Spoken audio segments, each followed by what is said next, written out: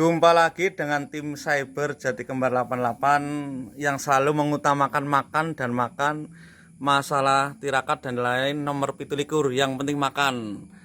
Nah, ini dia itu ada kopi, ada makanan dari warna-warna gerimili kayak. Dan tidak lupa ketemu lagi dengan artis kita yang paling fenomenal, namanya Mas Wawan alias Mbak Dukun, itu orangnya.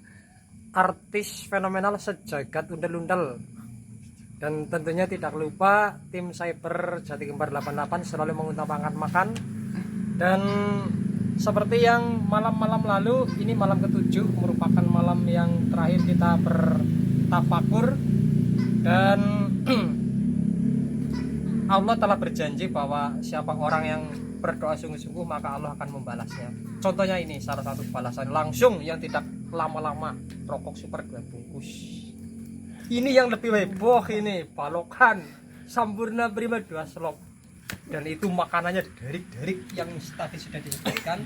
Ada tahu pong, ada bakwan, ada mendoan, ada jangan kacur, ada oyek, kemudian ada sawo, ada jeruk, sampai bingung saya menyebutkannya.